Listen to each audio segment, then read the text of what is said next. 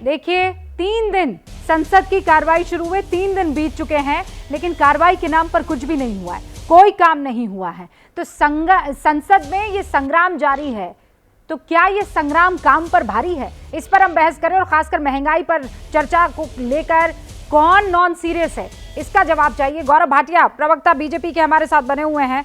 आपने सुना आलोक जी ने क्या कुछ कहा, आशुतोष वर्मा भी हमारे साथ जुड़ चुके हैं।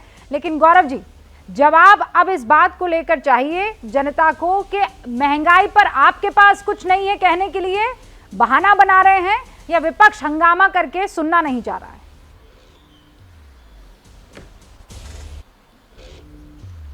रूबिका जी, मुझे लग रहा था कि चर्चा होगी महंगाई पर, चर्चा होगी जो जीएसटी 5% लगा है, लेकिन यहाँ कोई पकौड़े तल रहा है, तेल और सामग्री की बात करने लगा। मैं कुछ मुख्य बिंदु रख दूं। सबसे पहला, जीएसटी काउंसिल जिसमें 2/3 वेटेज जो है वो प्रदेश की सरकारों का है और 1/3 जो है वो सेंट्रल गवर्नमेंट का है। ये जीएसटी काउंसिल तय करती है कि ग्रुप ऑफ मिनिस्टर्स बनेगा जो ये तय करेगा कि ये जो खाने के सामान की वस्तुएं हैं इस पे कितना टैक्स लगना चाहिए। और मुझे ये बताना चाहिए कि 7 मेंबर थे, जिसमें 3 मेंबर केएन बालगोपाल केरला से, जो कि भाजपा की सरकार नहीं है, शांति कुमार धारीवाल जो कि कांग्रेस की राजस्थान में सरकार है उसके मंत्री, और डॉक्टर अमित मित्रा पश्चिम बंगाल में जो टीएमसी की सरकार है उसके मिनिस्टर ऑफ फाइनेंस। ये रिपोर्ट देते हैं कि इन खाने की वस्तुओं पे 5% टैक्स लगा दो। ये पहला अवसर था जहां पे ये आपत्ति दर्ज कर सकते थे, विरोध कर सकते थे, लिखित में दे सकते थे, लेकिन नहीं किया। उसके बाद ये जीएसटी काउंसिल में आया। जीएसटी काउंसिल में यहां पे इनको दूसरा अवसर मिला रूबिका जी की ये विरोध करें, लेकिन पंजाब आपकी सरकार है, कांग्रेस राजस्थान में और छत्तीसगढ़ में है, तमिलनाडु, वेस्ट बंगाल, आंध्र प्रदेश, तेलंगाना और केरला, इन सब ने सर्वसम्मति से, वित्त मंत्री निर्मला सीतारमण जी ने ट्वीट किया है, सहमति दी। मैं पूछना चाहता हूं कि जब आप जीएसटी काउंसिल में जाते हैं, ग्रुप ऑफ मिनिस्टर्स की बैठक में जाते हैं, वहां पे आपत्ति क्यों नहीं दर्ज करते?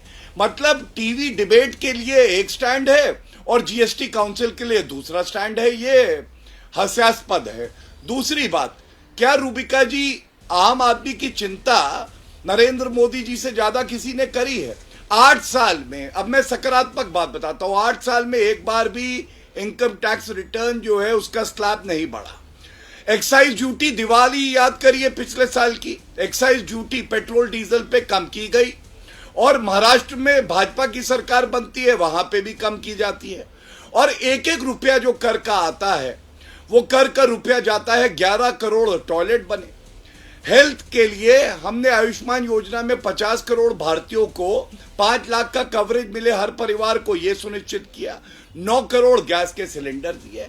लेकिन ऐसा लगता है विपक्ष तो इसलिए है कि चर्चा नहीं करेंगे, डेस्क पे खड़े हो जाएंगे, पेपर के रॉकेट बना के अध्यक्ष की कुर्सी पे मारेंगे।